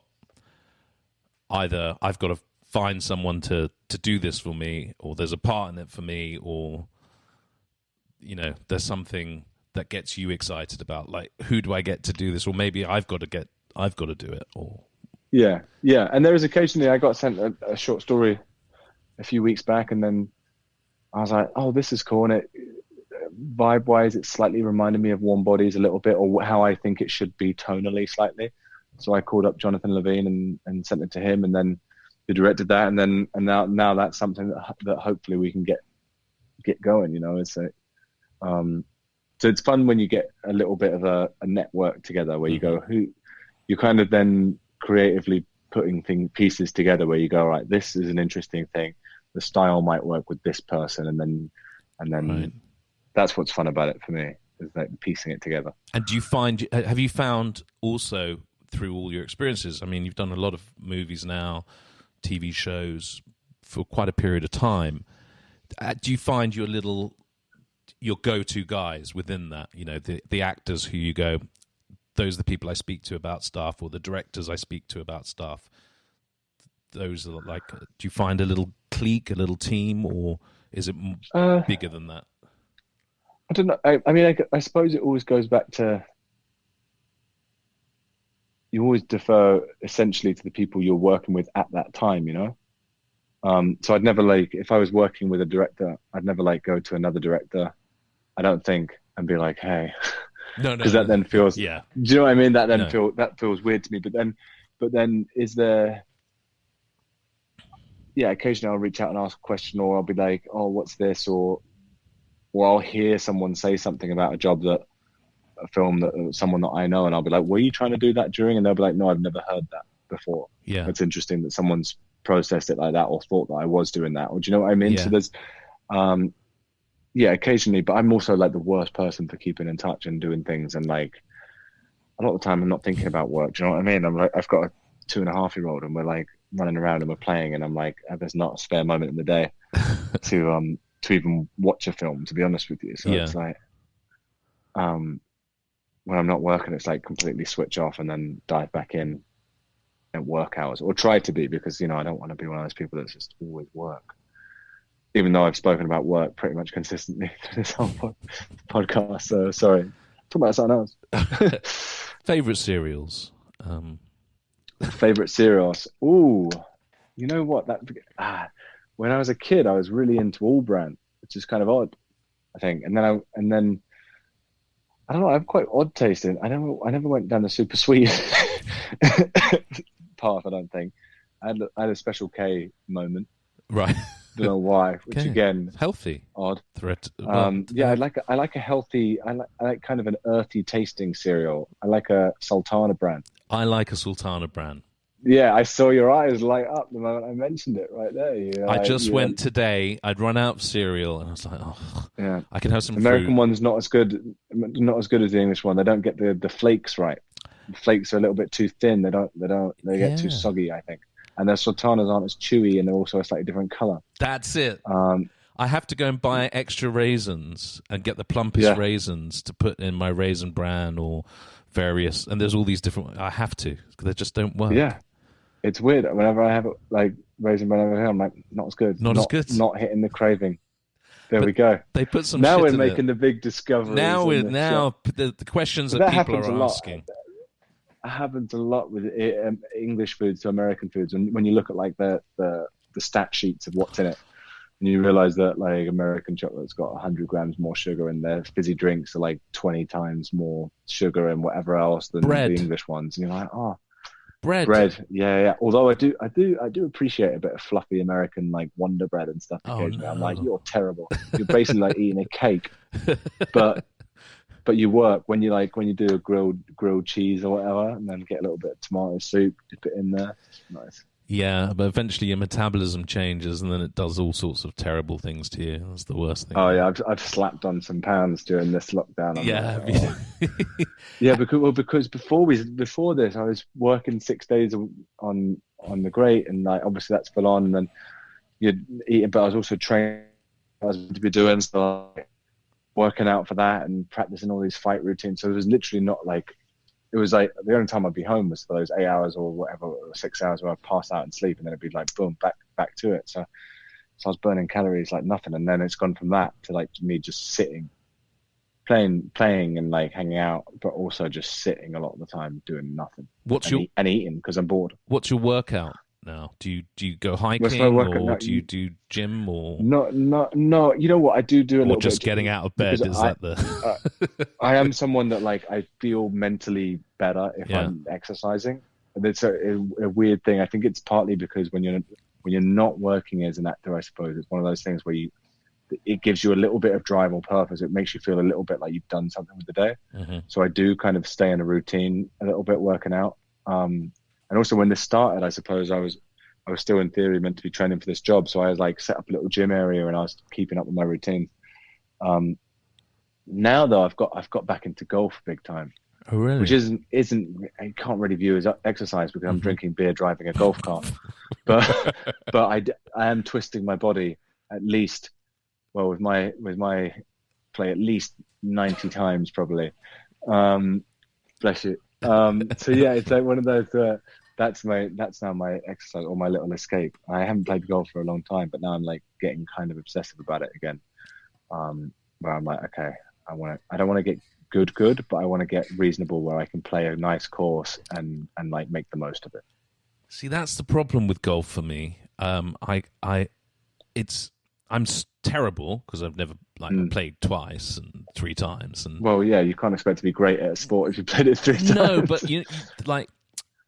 there's the need to get half decent at it. I was taken out by some friends of mine on the golf course, and I was just awful. And then eventually they're like, let's just throw it over here. Well, you can catch us up, or it was so bad. And then I did a kind of putting course. I did it here in Newport Beach. There's a nice golf friends of mine stayed there, and they took me, and we were doing, and that was fun, and I enjoyed that. But there's that need to be at least okay at it too. Well, I've certainly been that as well recently, where I've gone on a nice course, and one time I've ended up playing with like the pro from the members club or whatever. And I remember I was like, at one point I like hit it onto the street, and I wasn't even far out from the green. My first shot was actually quite nice, and I was like, great. I was like, okay, this pro's not going to think I'm an absolute dog shite player. And then I hit my next shot, and it like scooted fast across the road where cars were, and then like into someone's house. And I was like, oh, this isn't bad. And it continued like that for 17 holes or whatever of me just dog earing the course up and sucking. And I was like, this is embarrassing. So I want to be that level where I'm like, you don't have to be great. I don't see it as being that. I'm competitive with myself, not necessarily with other people that much in golf.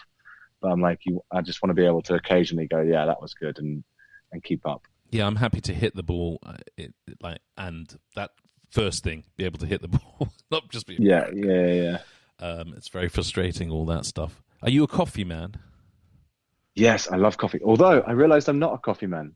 So I love coffee, and I got this again, beginning of lockdown, very lucky where I was like, not being able to get coffee was something that I panicked about. So I ordered this machine that was like ground up the beans, did everything for you, and I was like, and it's wonderful. And in my head, I processed it as I was like, I don't know. I was like, oh, if you use this machine every day to have 2 coffees, you've made a profit on going out and buying coffees for like 6 months or whatever. Like, especially here, it's so expensive. It's so expensive, and most of the coffee here is rubbish.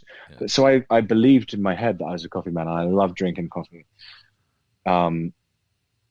But then I went round to a friend's house yesterday, and his coffee skills are on a different level. He had this amazing, I think it was an Italian machine, but he weighed out the grinds. He weighed out the grinds to make sure that there was the right weight of grinds. And then he smoothed them, and then he did a pre-something with the beans to get them up to temperature, and then it was a weighing of the actual coffee coming out. It was a true science. It was probably one of the best coffees I've ever had. Yeah, I mean it was amazing. It was a. Do you have it black? Cortado, oat milk cortado. Oh, okay. This was. small little espresso with the milk on the top, Yeah, sort of it thing. was creamy, smooth. Like it was honestly an amazing coffee. Like fair play to him because he's taken it to the next level. But I realized in that moment, I was like, oh, you thought you were a coffee person. You like drinking coffee and like getting a caffeine hit and whatever. And I kind of thrive on it. But also at the same time, I was like, oh, that's a real coffee person. That's someone who knows. And they'll the specificity of the water as well. They'll choose, it will be. Oh, I didn't even ask about the water. I should have asked. Yeah. They'll do like through a filter or the specific water or the heat. Yeah, it was definitely like some specific water, and the temperature it goes in at, all those things. It was amazing. It was set up almost like a little science station, I suppose. I have my little Bialetti, on the stovetop one. Yeah, those are good. And I like Illy's, which is really expensive out here, but I have exactly that same mentality. Like, well, if I buy Illy here, it's still cheaper than going out and having 2 coffees. It's. I love it. It's a little victory each time you use it. You're like, I'm saving myself money having this nice coffee. Great.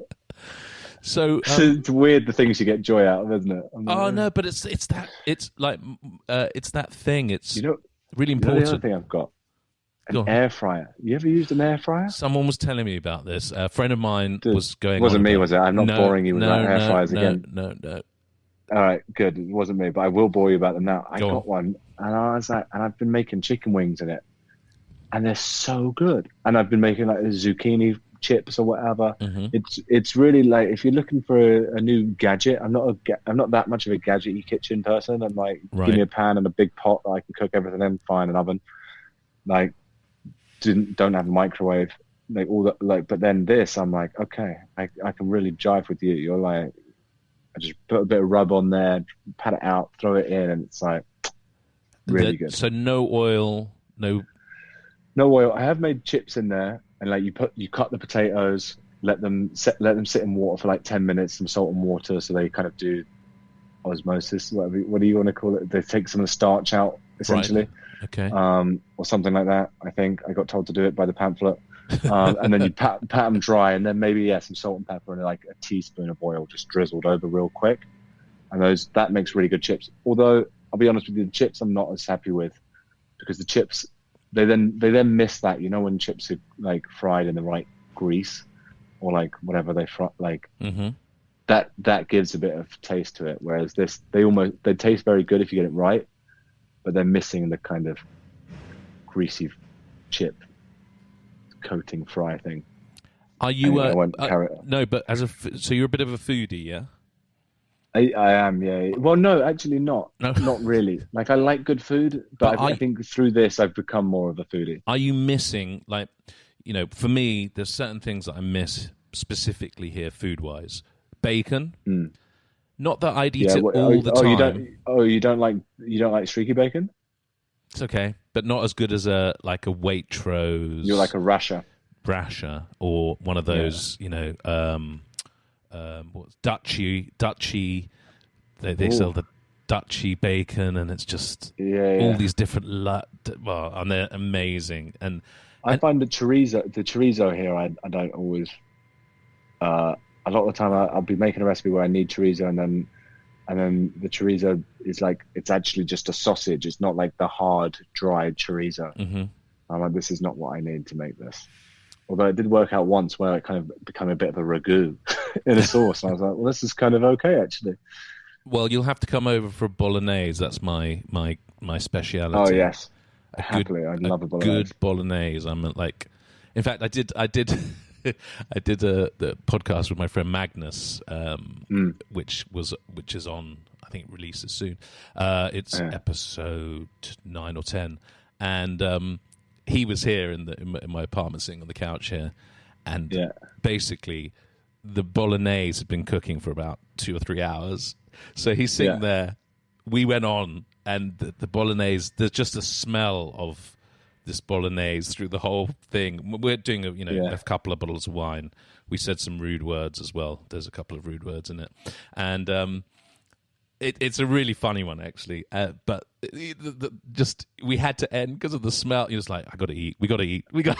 I'm honestly getting hungry just like talking about food. I'm like, the moment we finish, I'm gonna run to the kitchen and see what I can rustle up because I'm getting the munchies. You're getting the munchies. Perfect. Yeah.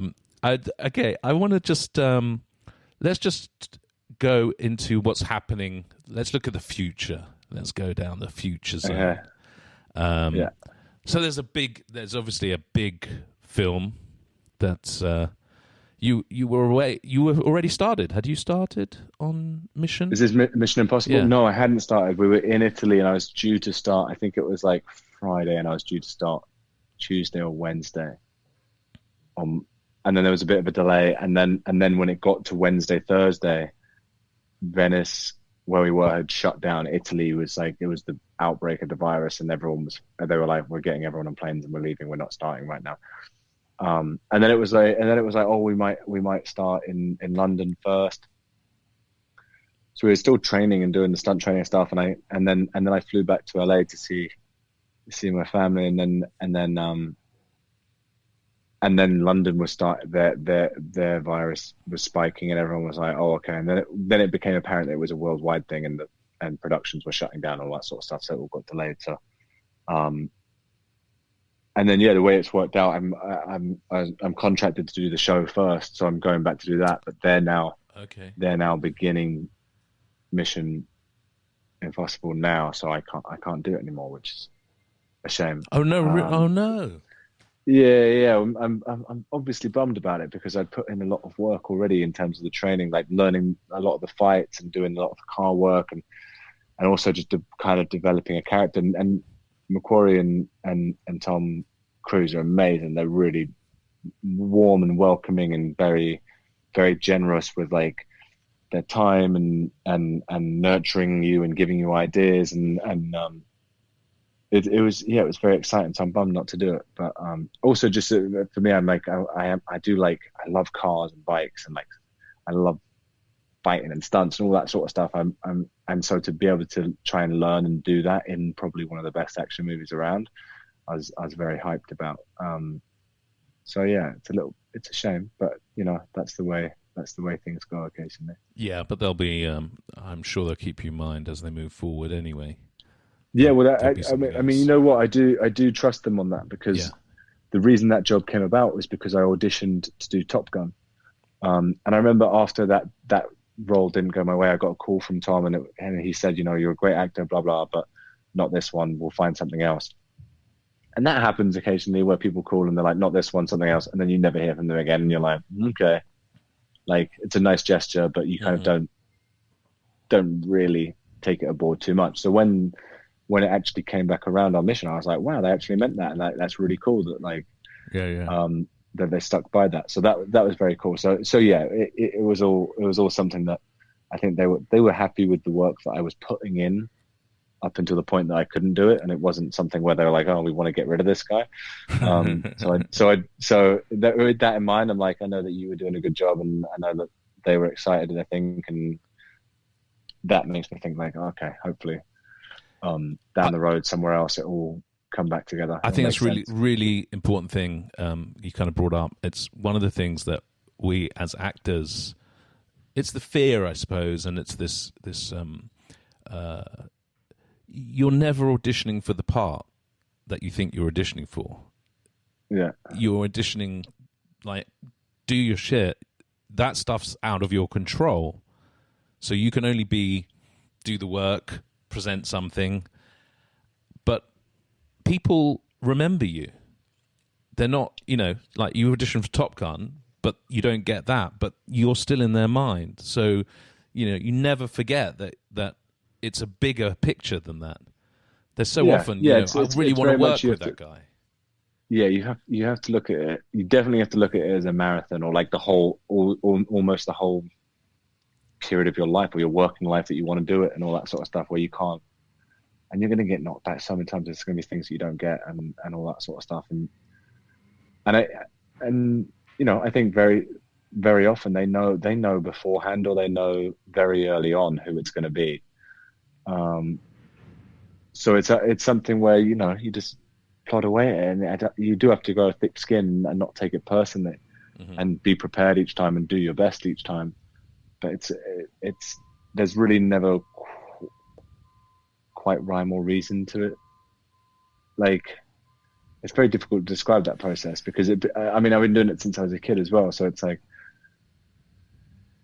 you kind of get so used to being told no that when people go through and they're like, "Did you audition for that?" I'm like, "Yeah." "Did you audition for that?" "Yeah." "Did you audition for that?" "Yeah." And it's like, no, but then when you look at the past and there's things that you see them and you go, "Oh, thank God I didn't get that. It didn't end up being what it was hoped to be," or "Thank God I didn't get that. That person's so much better for it," or whatever it might be, or that one didn't work out, but that was lucky because I actually ended up doing that. So it's weird because when you said that a second ago, you're like, "Oh, the future." I guess it's something where I really don't, because I'm so aware of how quickly things can shift and change on a dime. Quite an American phrase for me, on a dime. Just put it on a 5 pence, on a 5 pence, on a threepence, on a farthing. Because exactly. So on a groat. Those things can. Is a groat a real penny? Is that a real thing? It was a thing, wasn't it? Once upon a time, didn't they have groats? Maybe. I don't know. Maybe probably. I made that up. It was somewhere logged in the. It could also range. Be from Harry Potter. Who knows? It could be from Harry Potter because that's real. That's everything's Harry Potter. Oh my God! Again, audition for Harry Potter. Didn't do that. Oh, yeah. Oh wow! But yeah, so what was it? Yeah, so when you say like look into the future, it's like the future thing's really tricky because I'm like, obviously I know I'm going back to do the second series of the show, but then outside of that, I'm like, I've got no idea, no concept, and that's kind of been that way for most of my life. Where I'm like, you know, you can have no plans and think like, oh, this year I'm not going to do anything, and then before you know it, you're living the other side of the world, shooting something for 6 months, and you're going straight to something else, and you don't go home for a year and a half, and then it's the next thing. So it's like, I like that. I enjoy the kind of whatever you want to describe that as. Sort of the nomadic experience of the nomadic kind of, and the excitement of just, you never quite know what's around the corner, I suppose, and how things will shift, because it's like, 1 week we can talk and I can be like, nothing happening. You know what it's like. And then the next week, suddenly you get a phone call and they go, "Oh, this is happening. Do you want to come and play?" And you're like, "Yeah, all right." And your mood is shifted in an instant from like, "Oh, it's so depressing today. I don't feel like," and then you get a call for something. And you're like, "Oh, this is cool." And then suddenly you feel like, "Oh, you know what? I'm going to go to the gym. I feel really." But I think that's why it's important to do all those things regardless of when the phone call comes in, whether it's going to the gym or getting out and doing a new hobby or learning something new, or like all those things make you feel better when the phone isn't going, so that when it does go, you're kind of ready for it. Does that make sense? Yeah, it's for sure. And so that your emotions aren't too invested in it in some ways. You've got your own stuff going on outside of it where you're like, all right. It's the training, it's like, it's really hard. It's really hard when things are shit like they have been, and, you've got this scenario in the world. How do you stay focused? And it's those little, like, I find it when I go for a hike, I really don't want to go. And then after 20 minutes, I get into my stride, and then I'm there for 2.5 hours and loving it. And I come back and my brain is all... That's a long hike. Yeah. I got Runyon and... Particularly out here when it's like 110. Oh, no, I'm not doing it at 100. I try and do it when it's a bit cooler. When it's been like this, I'm like hiding. Okay. Yeah, same. Not built for it. No. Well, listen, I think we've righted the wrongs of the world. We've definitely figured out that Sultana brand. Hopefully, we'll both be getting some endorsements from them, or at least a free box. Maybe Kellogg's UK will send us some. Yeah, exactly. Over here, or at least just get the mix right over here. Just do it properly.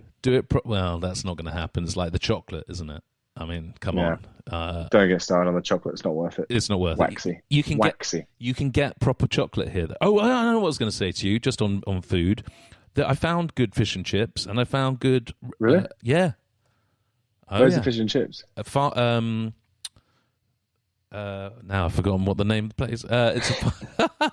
Text it to me. And maybe I'll go to Fish and Chip Friday. Market Tavern.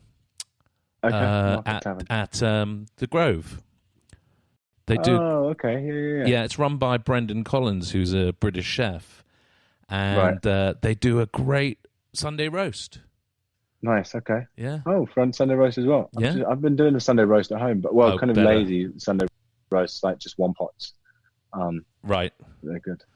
Cool. All right. And I found a good butter chicken recipe. I've been making that at home because you can't get good Indian food here. I found a good Indian. Which one? Bad mash. Bad mash is good, but it's like Expensive. Indian. It's also like Indian, Californian like mix. I don't know. It's good. It's a I Canadian. Really do like. They're Canadian Indian, I think. I do really like bad mash. It is good, to be fair. It is good. They're vindaloo, lamb vindaloo. Oh yeah, you had the vindaloo. Yeah, they're smaller portions though. That's the problem. So, in London, you'd get a vindaloo. It's a good thing for me. I'm like, well, you'd get a vindaloo and a pilau rice or something. What's your go-to Indian dish? Ooh, it's tricky because I'm not very good at ordering. Like you don't have I like some people always have a chicken tikka masala. Some people, I'm often a vindaloo. I like a chicken tikka masala, but when it's not, I like the medium spice chicken tikka masala, not the chicken tikka masala that's too creamy. And so it depends. I kind of like a medium heat curry sauce, tomato based kind of sauce. I don't know, but I do like a biryani occasionally. I don't know. See, I don't think I've ever had a vindaloo. Oh, really? Hot. I mean, but varying hot. You know, it's their one is good. It definitely stands up. But you kind of need another dish. I'll try that next time I go. Yeah, kind of need another dish. But they do like the butter chicken samosas that are good. Okay. Yeah. I think, or chicken tikka samosas. So you've been learning to do your Indian. I've been doing the butter chicken at home. Oh, which is good because the rest of the fam here aren't into spice, so I have to kind of make the unspicy ones. Otherwise, everyone's sitting around sweating. Cool, man. Fair enough on my son, who's only 2.5. Although sometimes he really likes to try the spicy food, and then we'll instantly ask for water the moment he's had a bite. He'll be like, water. So it's actually, but then he'll go back to eat more. He'll be like, yeah, okay, that's the routine. Spicy food, water. Spicy food, water. That's what you like. Very cool. Sorry, you were wrapping things up. No, it's cool, dude. We could go on all day, but I'm going to try something just to finish off. Actually, okay. This could be just whatever. I don't know. I've never tried this before on live. I could do it with my phone. So we're going to try, and I'm going to put the phone. This is all very technical here on that. Hopefully. And hopefully you can see Can you see my phone? Yeah, I got it. Okay. So I'm a film buff as well. Like you know your movies. Yeah. Yeah. I mean, I hope so. You know a few. But I collect 100 best movies, 100 best actors, all this sort of thing. Yeah. Give me a number. I don't know, between 1 and 100. 73. 73. Okay. So in here, I'll show you. I'm not like in here somewhere. It's my notes. You see my notes here? Yeah. And then I've got all these different categories. Yeah. Right. This is brave, just screen sharing. I know, isn't it? It's crazy. If I was going through my phone, I'd be like, ooh.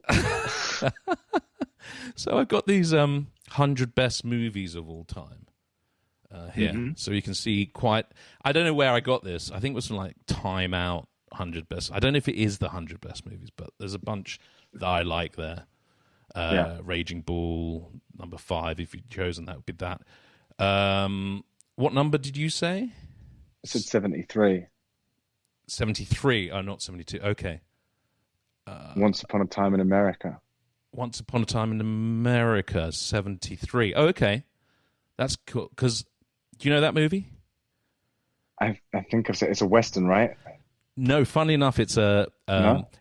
it's a neo American as a music. It's God, the name's just gone. Once upon a time, it doesn't matter. It's with Robert De Niro and Once Upon a Time in the West. Sergio Leone, that's who it is. Sergio Leone. So he did Once Upon a Time in the West. He did A Fistful of Dollars, Few Dollars More. Once Upon a Time in America. I've never seen this one. Well, it's funny actually because the whole time that we've been doing this, just I don't know, it's probably been in shot just behind me. If I just move there, you see on the bookshelf just behind me, there's a little. I mean, your screen's now very small. Oh, okay. Let's. I have the list big. Right. And your screen very small. How do I stop share? Hope that doesn't kill. Oh yeah, there we go. Okay, you're back. I'm back. Okay, there we go. So nothing's changed. You might have seen just on the bookshelf there. There's something sitting there. I'll reach over and grab it. Is it the DVD case in the film? Yeah. That's been sitting there the whole time. How is that? When you go back and watch this, you'll see that that's just been behind me the whole time. There's no other things. But how is... It's just... Because obviously there were certain things I said that I just influenced you all the time. It was the butter chicken. It was the Vindaloo. You'll find if you go to Bad Mash, number 72 is the 73 is the Vindaloo. It's good. I'm so confused because also it's not like that's not a film I know. I don't know any 100 top films list, and I didn't notice that on the. Yeah, I just thought I'd give that a try, but it's one of my bugs favorite. Me out. That bugs me out. I'll watch the film now because that's obviously too big of a sign that I've got to watch it. But that really bugs me out. That sort of stuff. I'm like, what did I miss? How did that happen? Yeah, it's a great film. It's one of my favorite all-time movies with a Ennio Morricone soundtrack. Yeah, but the magic. Yeah, the film. I'll watch the film. I'm good. But how did you get that up there and know that I was going to say 73?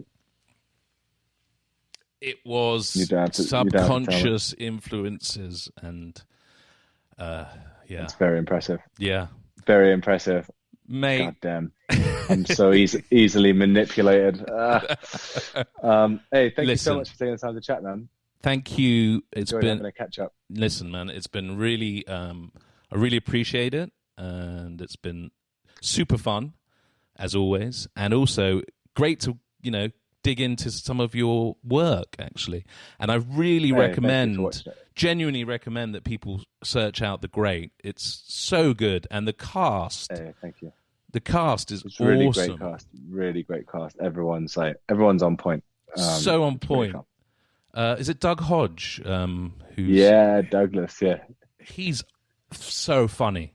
He's the person that made me corpse so much in scenes because his characterization's so funny. He does this kind of belch thing where he burps but then swallows it and holds it, and it's just his breathing. Everything he does with that character is not on the page, and it's amazing. I love you kicking the shit out of him, and then he punches you. And there's that moment of, oh my God, and you just start laughing. You're like, finally, you've stood up to me. And again, the way the character arcs, it's just it's really good. I think it's really good. Dude, I'm gonna go make a snack. Good. All that talk of food, I'm starving. Let's cook up a storm. Thank you very much. Thanks for having me on. Good to see your face. Yeah, thanks for the chat. I'll stop that there. Thanks, Nicholas Hoult. In a bit.